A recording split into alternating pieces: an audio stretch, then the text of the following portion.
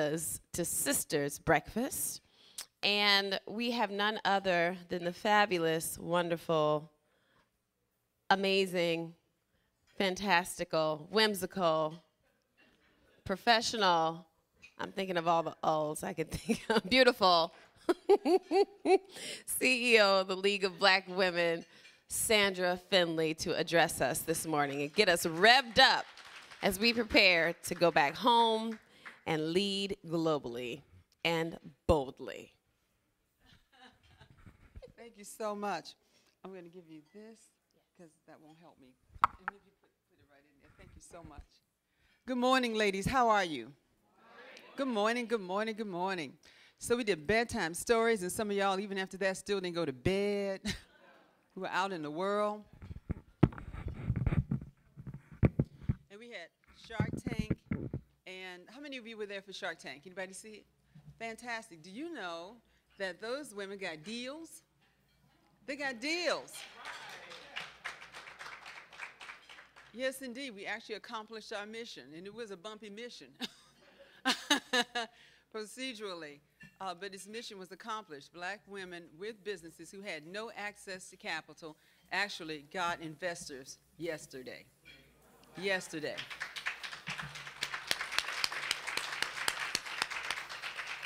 We absolutely did. And at bedtime stories, we saw a black woman and a white man model. Here's how you talk about that, and here's how you work through that. And they talked a lot about, I guess, something that we might call reparations. And I'm thinking in South Africa, there was a Truth and Reconciliation Commission. And very possibly, Sharon, you and Tom are Truth and Reconciliation as a model. And we wouldn't have known what it looked like. You know, it wasn't the kumbaya moment, everything is all cool, it's a small world after all. It turns out it's a very big world.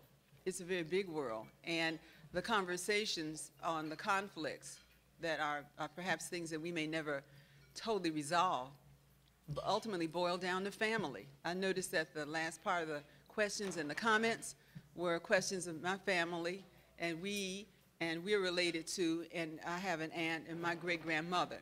It comes down to family. So ultimately what we're talking about is family. In one of the sessions that most of you did not get a chance to attend because it was a private session for women of color in management consulting, one of the terms that was being explored in that session was the word disruption. Do you all know that term perhaps in your business is disruption?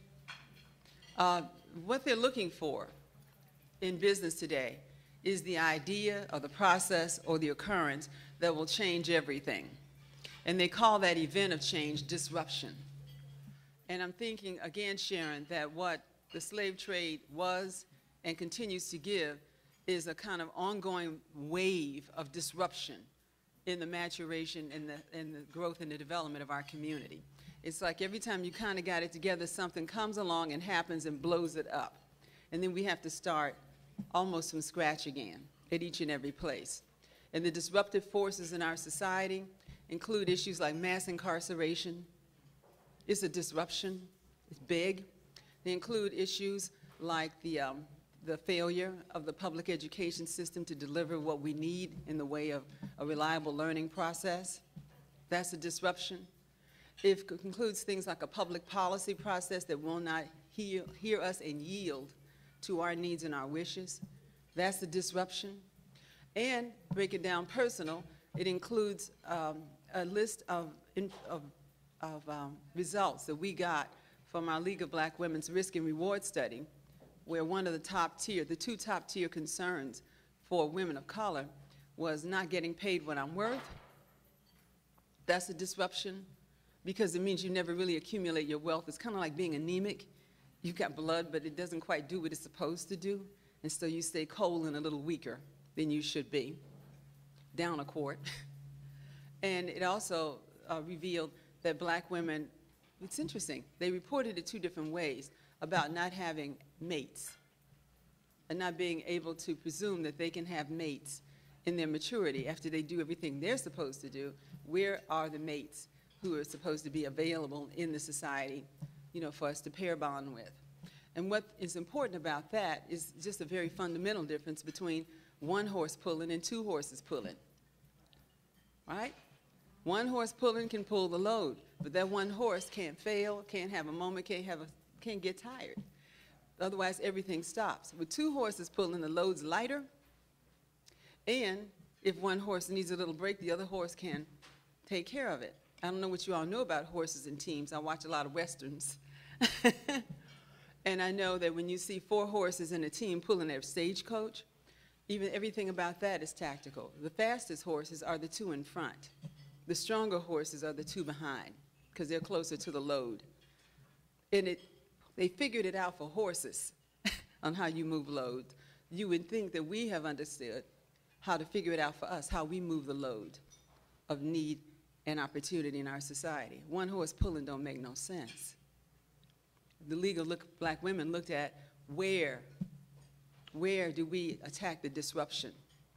And we found out it's multi-generational, it's operating amongst us, and we are to some degree complicit because we have not attacked it. So they now have the statistics that say that when a young black boy does not learn how to read by what grade? 3rd grade, he's already off the track by 3rd grade. When college-educated and skilled trades, young black males cannot get jobs, cannot be hired, let me put it that way, cannot be hired, cannot get jobs, we know that there is an equal opportunity employer who will say, come on down, and that is crime. All right? The desperation of it is where you go when you can't go where you intended to go. We also know that when black women can't have access to health care, they don't create around in their heads a philosophy of wellness as an entitlement, which means they really don't know how to feel well. All we do is measure how bad we feel against how bad we felt the last time we noticed that we felt bad. And I have noted that all those lovely red bags that you have, you can pick them up and just shake them, and there'll be something rattling in that bag that is a pill or something to make the pain manageable so you can keep doing what you do. We also know you don't sleep at night, and so restorative rest is not going on, and you all think, this is an opportunity for me to do more work. I'm not sleeping anyway, up at 4. But the restorative process is you wouldn't allow your car to run the way you do. You would not. You would not. And not only are you running yourselves, but you're actually now orienting your entire households around the disruption of how you are functioning. So the expectation that your children wake up bright and starry-eyed at 6 a.m. because the bus is coming, because mom's been up since 4, you know, you see all these things as possible, and you orient your household towards that. And so your children are running like highly paid executive on executive hours to the schedule, to the plan, this, that, another, and that is how we are dealing and working in the world. I ask you to consider the disruption and the forces on it. Now I want to talk to you a little bit about League of Black Women research, where we are and what we know. And the purpose of this sharing is to get you a point of view, a GPS view, that will give you some other options for how you determine what you're going to do in the world and how you're going to approach power. 3 weeks ago, maybe 4 weeks ago, I'll just say last month, I was at Harvard University School of Business, Harvard Business School. And I was there because I was presenting, just like this, podium, mic, the whole shot, at a symposium that the school was hosting called Work and Women, Women in Work, or Women in Gender, Work and Gender, whatever. And I was presenting before a big audience like this, maybe a little bigger, 200 and something academicians, the thinky, thoughty people who are the experts on the this and the that and the thus and other. They asked if I wanted a PowerPoint. I said, no, I'm in power. They would be pointing at me. Pay attention to me. And so what they did was they printed out our report and put it in the packet so that everybody could have at hand what it was that I was about to present on, the research. Because this was going to be interesting. A black women's organization leader coming not to give an inspiring speech, but to discuss our research amongst researchers. It was really the cool thing. And when I got through with the presentation, then white women, who were mostly who they were, and a smattering of sisters here, there, and yonder, politely applauded along with it, and I didn't really know what that meant. And I thought, well, maybe they didn't get it. And the day went on, and we got to the dinner, where we went into the ye old, hard, dark wood panel Harvard dining hall. And I gotta tell you, I almost couldn't get to my seat for the women coming up. The women just mobbed me. The women came up and said they had never heard anything like it. They had never understood anything like it. And I asked, Kim, where you at, Kim? There you are. I asked Kim to accompany me because my view from here is different from your view there. And I said, well, how did it go? And she said, I think you did good. But we both witnessed that it took them a while to process what it was they heard. And so by dining room time, they had it in place and they wanted to report out. So what I intend to share with you now are those findings and how I delivered it. You can do a talk like this in a couple of ways. You can give and show your data, or you can tell the story that the data reveals. And so I opted to tell the story that the data reveals. And I call the talk Sister Sisters. What I wanted to do was explain that ever-present gap between me and thee, between the sister and the sister, in corporations especially, and all other levels of attainment, that gap. Organizations like Catalyst report on the gap each year, and they say, oh, the gap is still here, so sad, too bad. The Department of Labor reports on the gap. Black women earning, employed here, white women here. So sad, too bad. On a good day, you'll hear somebody say the gap is closing and changing, but nobody expects it to really close. So sad, too bad. So the League of Black Women wanted to look at the circumstances around the gap in the way that we look at things, because we wanted to know what was causing the gap. It certainly wasn't that you weren't working hard and that you weren't prepared and didn't have the right networks. As one of our speakers said, do these things and everything will be all right, you'll be okay. Because our experience has documented that you have done all that and more, and things are still not okay. So the League looks at why. So here is what we found out, and I'll give you this perspective from sisters. We the sisters, they the sisters. So I explained, here's the deal. Women march for change together in any time in our timeline that you can pick. Shoulder to shoulder, arm to arm, we march up the hill, and we march shoulder to shoulder with a view that we have to have change, the sisters and the sisters. We get to the door of power, and we knock on that door, and we say, we want change, we want change, we want change. And power saw us coming, had a meeting amongst itself, and determined what it was going to do. So power opens the door. And we all go, we're coming in to change, but power says, well, I just want one of you to come in and negotiate. And so then it picks which one of us, and it picks the sister to come in. And we go, but the sister says, don't worry, I got this. You got to know, we've been marching, and she really has got it. She knows the issues and all that. And we let her go in. She says, don't worry, I got you. And she goes in and she sits down at the table with power, and power says, don't worry, there's going to be change. We're going to give you this, this, this, this, and that, and that. But we can't handle that race thing right now.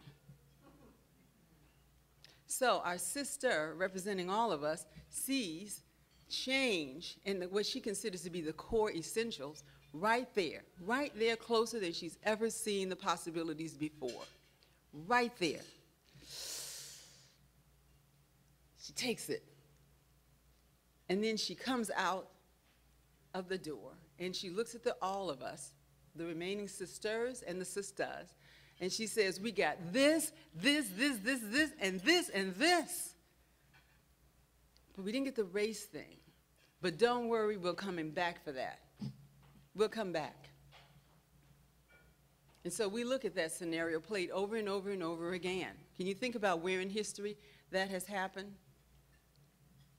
Between Elizabeth Cady Stanton, Susan B. Anthony, Sojourner Truth, Ain't I a Woman Too?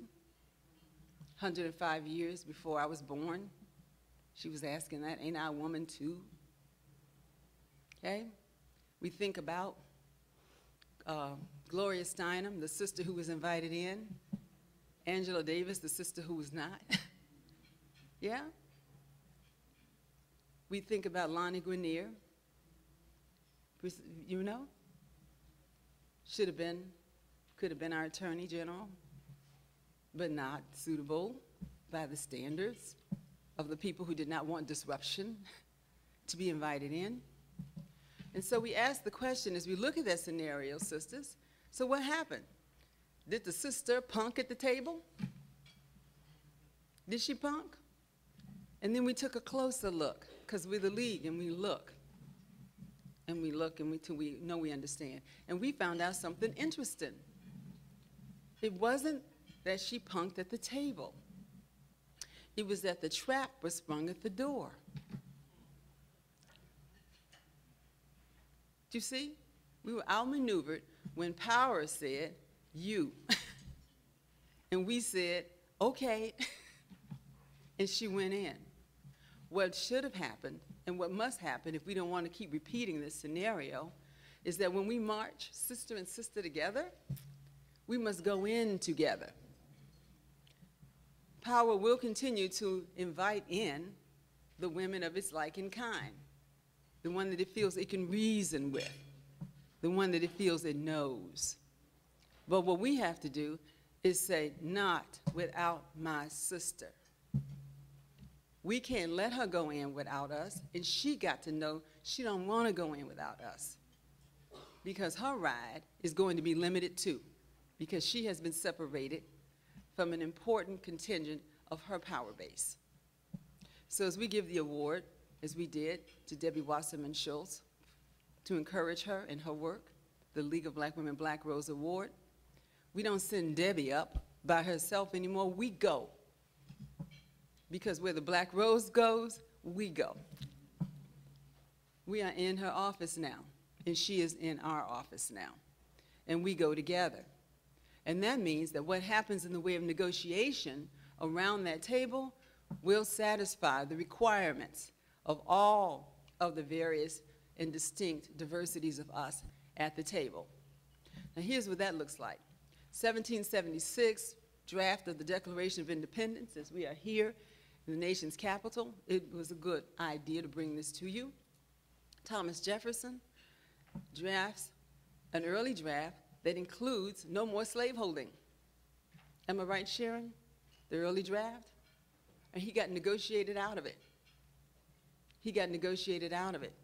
Was told and believed that there could not be a union if that issue, the race thing, was a part of it.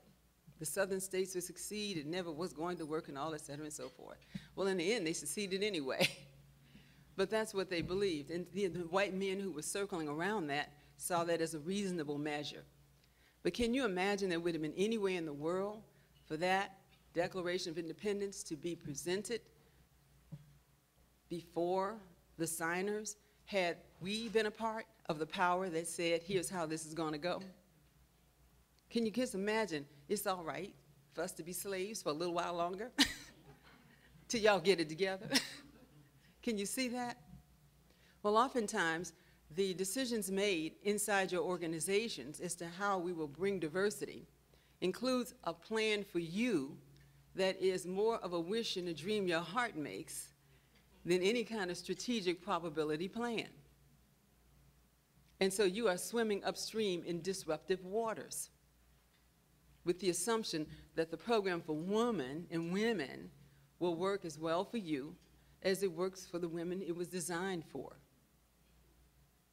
Well, one of my favorites is this whole notion of a high tide lifts all boats. Well, now, I don't think that that makes any sense to the people who are underwater.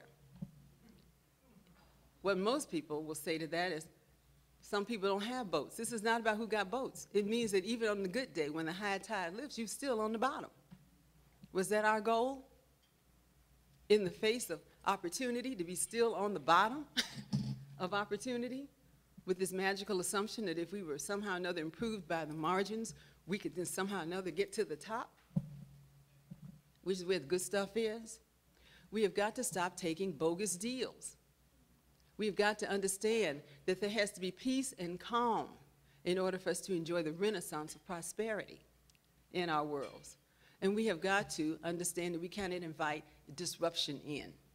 And when it is going on, we must understand what it is and that we must organize to stop it. Disruption. Now, not all disruption is bad. We must know when we have to be disruptive. Sometimes if you let things go along too far with the idea, well, I'll circle back around and fix that later, you find out it is fixed in concrete, just as it was. How many of you have taken jobs that appeared to be one thing, but you got it, and it was another thing? And you went in going, well, I'm going to just go in and see how things work, and then I'll figure out what changes I need to make.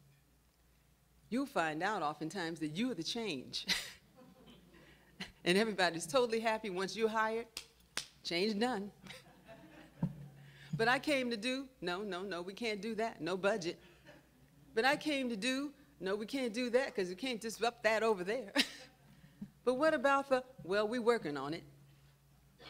Tell you what, why don't you have some educational programs and awareness? And we know Dr. King's birthday is coming up. Can't y'all gather around some organizations and talk about yourselves and talk about your problems? And have a barbecue while you're at it. We'll pay. Everything, every kind of action, absent what you really came to do, your mission. So we asked the question, so what happened there?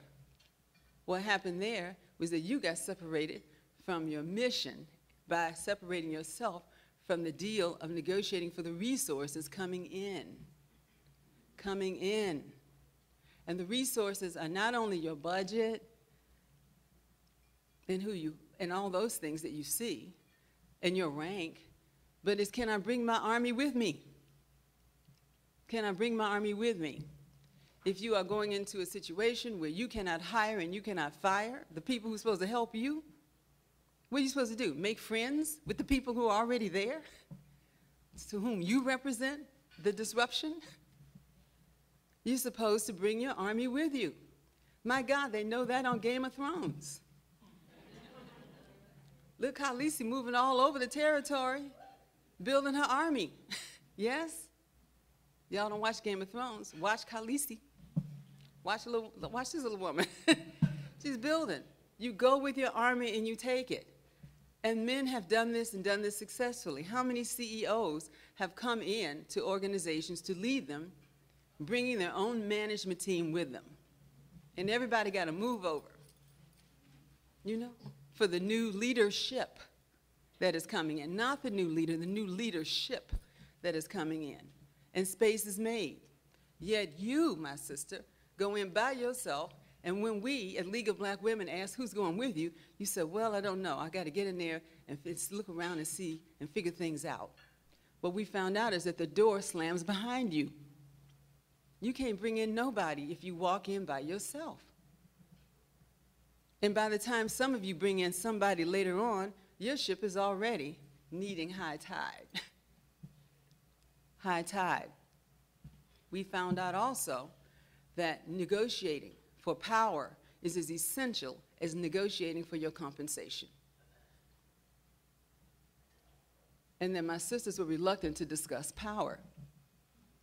And yet it was the only thing most of them needed along the way. To go on a journey like that to advancement without power is like going on the road with no fuel for your car. The assumption is there'll be a gas station up there someplace. It's risky and foolish. You need to know where it is along the way, how you're going to charge up, and you need to go in with a tank full to the journey. And my sisters are reluctant to negotiate for power, and they won't let others negotiate with them or for them for power. They keep going, oh, shucks, I don't need all that. I'm just going to work hard. And everybody will see and everybody will recognize and understand. So what we have to do, in the light of what we found out, is be disruptive.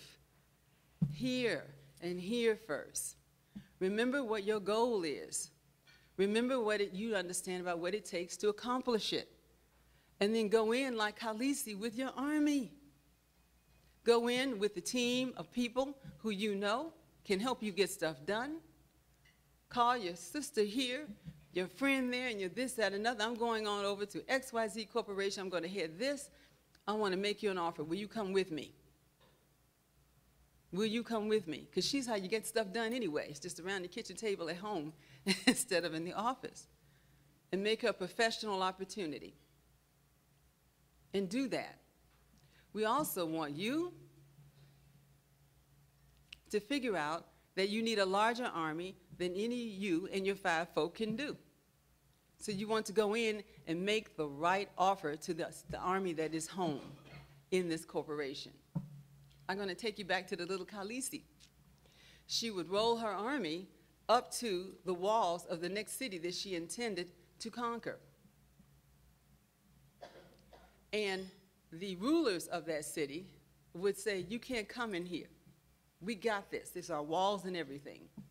And she would listen to that, but then she would speak to the enslaved people of the city and say, I offer you freedom. I offer you opportunity. And the first thing you need to do is kill your slaver right there. Y'all do it. No? Do that. And for people who did not believe that she offered freedom, she said, these people, this army follows me, and they are free. And she loaded up her little catapults, they're really big catapults, and then shot what appeared to be big weapons or whatever at the wall. But when the bags broke, they found out it was the shackles of the people who used to be enslaved. And that's what the people who were enslaved on the other side. So all of that is to say, I want you to offer the people who are there freedom to grow and do, not more control. They don't need more control. They are seasoned. They are experienced. They want opportunity. So you go in as a leader and you offer them freedom and opportunity to grow, do, and be. That's what they will enjoy on your watch. And they too will join your army. Because that's what humans want. They want to move forward and grow. Make sure the offer is correct.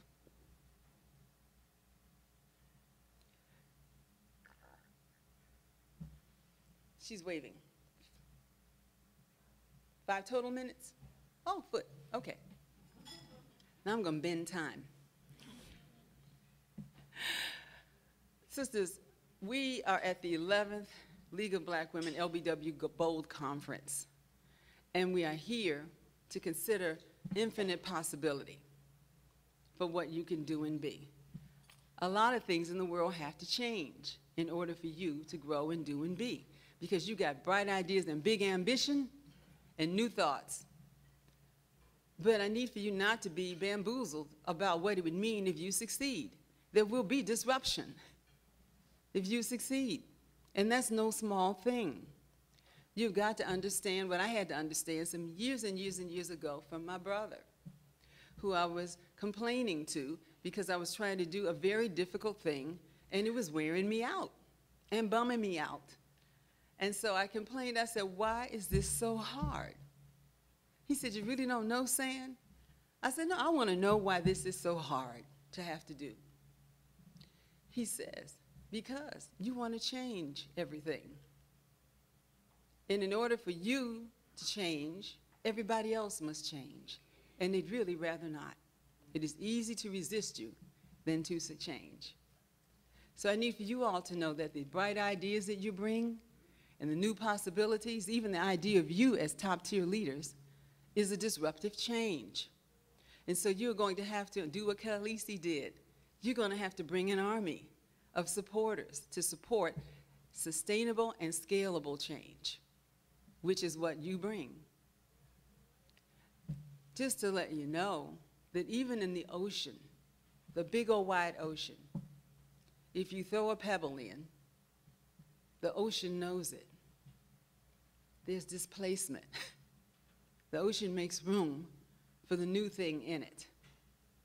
That's just physics. And if the ocean knows that when you throw a pebble in, things change, don't you know the XYZ Corporation knows that when you walk in, something probably has got to change? The big surprise is that the only people who don't seem to know it are my sisters. They go in promising, there won't be any change, there won't be any disturbance, everything will be fine. And that is not what you are made of or made for.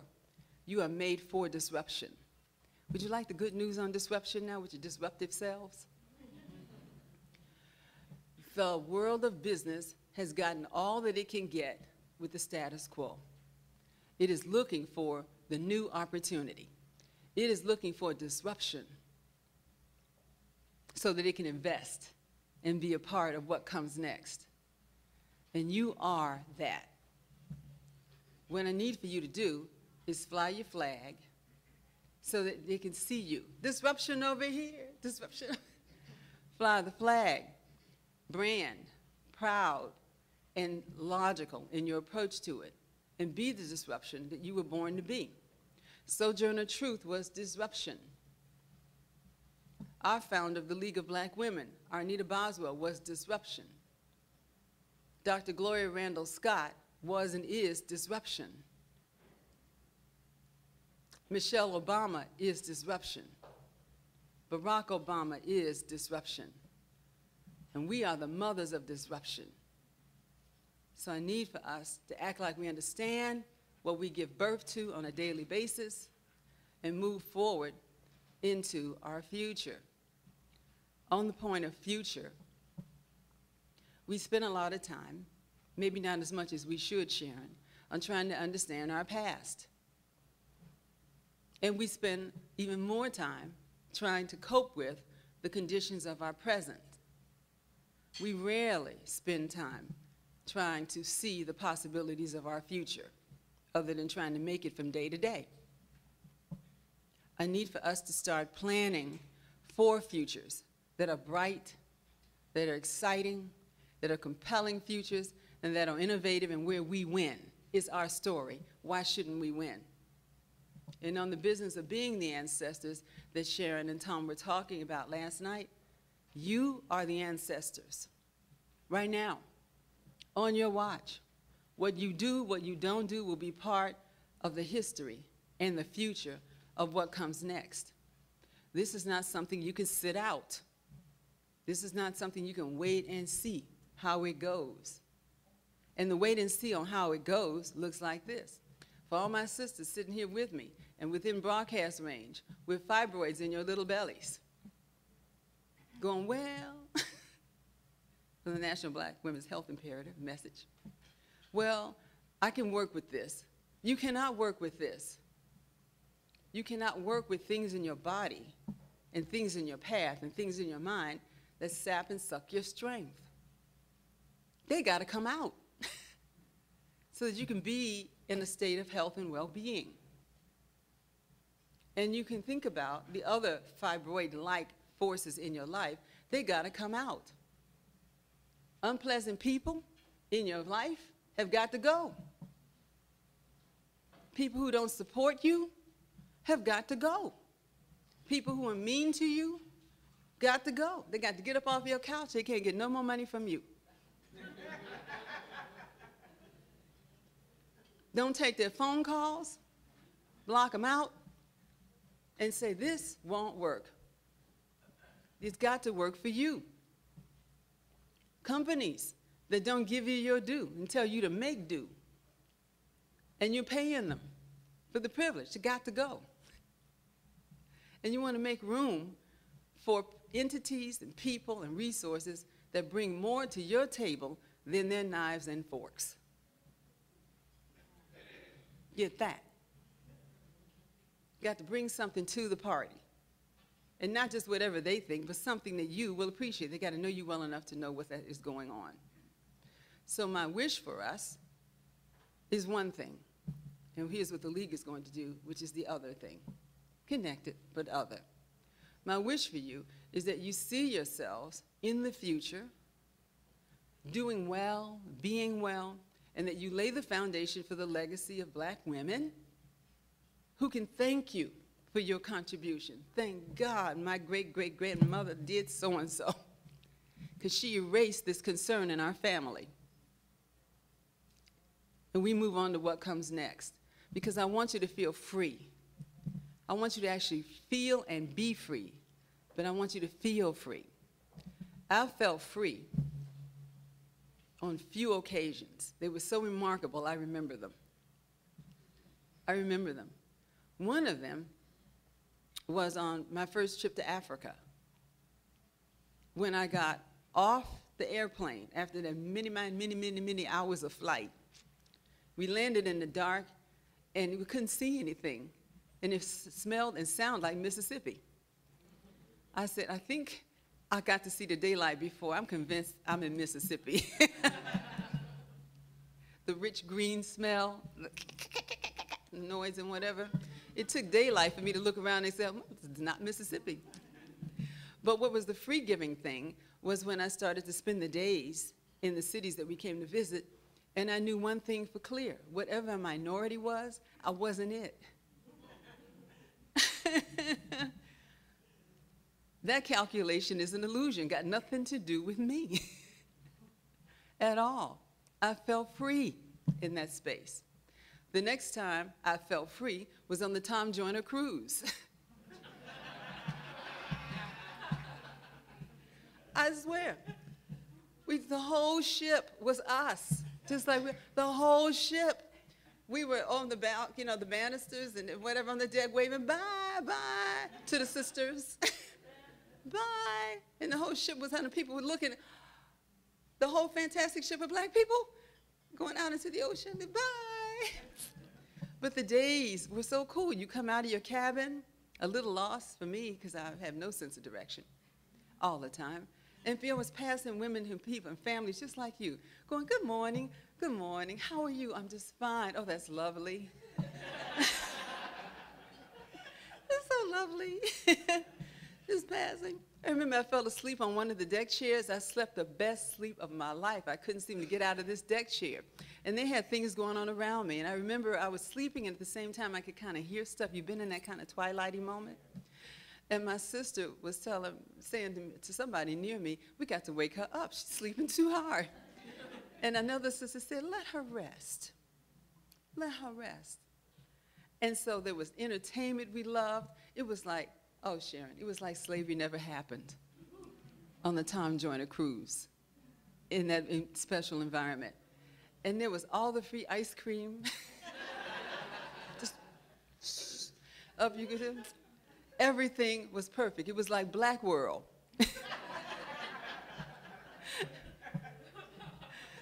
In the future. And a third significant time, important time that I felt free was when the early days of having married Eddie Finley. So this is brother working at Ford, pipe fitter, okay? And I'm working at my little job, copywriter, and I'm complaining that things are not going well. I want to do something, and I can't seem to get the management to respond to it, and I'm not happy. It was the first time in our new married place where he had seen me unhappy, because dating is one thing, but living in the space of it, you now see her in all of her dimensions. And I truly wasn't happy. He said, listen here, I need you to know this. He said, you don't have to go anywhere where people are mean to you. He said, you can walk out of any place, anytime, any place. Just get up and walk out. You don't have to be there now. He says, I work. I will make sure that you eat and that you have a roof. You don't have to let anybody be mean to you about anything. And I had been on my own, and so this was the first time that I had heard this from this lovely guy I had been dating and now married to for like a click of a minute. But it was an important thing. I felt free in that space. I knew I didn't have to be any place I didn't want to be. He also told me, you can walk out of anything, you have to. However, you must go find another job. We ain't got it like that. But you don't have to stay anywhere you don't want to be. Get your stuff and come on up out of there. And whatever. That was really freeing. It was really, somebody had my back. I who had everybody's back, somebody had mine. And it reminded me that so many people had always had my back. And I had been floating and being supported with hands of people who wished me well and did well by me and for me. And so I'm telling y'all, sisters, like Eddie Finley told me, y'all ain't got to stay nowhere where people are mean to you. Mean to you. As a community, we can have each other's back, and we must. It makes no sense. Make your plans. And so seek your promotions and rise and soar and tell your leadership, I am disruptive. I'm that thing that you want to be a part of and around. You do that, ladies. And the women who come after you in your families will sing the praises of your name. They will organize around where your gravestone head is. And then there she is, there she lies. She set all of us free. Do those things in that way, and you will be the disruptive force. And you will be the sisters of the future actually happening now. And that is what the League of Black Women as an institution is working to make sure that you understand how you're going to do what it is I've asked you to do. So I have to ask you, sisters, are you with me in this? Yes. You are? Yes. Are you queens in this? Yes. Yes. Flags and khaleesi's in this. It's a good feeling. Don't you feel free? It's a beautiful thing. I want you to take the rest of it this way.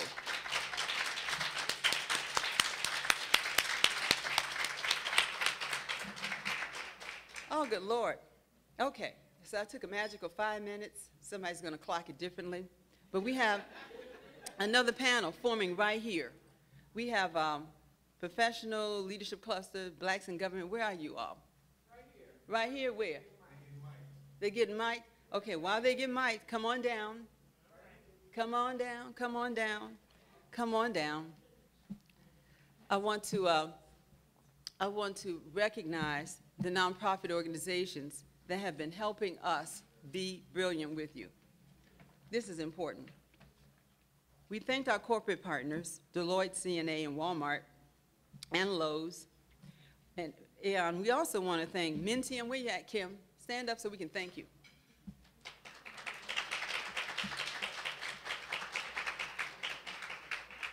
This sister I love. She flies everywhere she is. She's the owner of a major business. I don't even know what her revenues are, but I'm impressed with it. We want to thank federally employed women. We want to thank the Black Women's Health Imperative. They are the vanguards between you and public policy icky stuff on the Hill. And so y'all all need to find a way to write a check and support Black Women's Health Imperative, okay? It is imperative that you do that. We also want to thank the Executive Leadership Council for that amazing team that we had. They represent, I don't know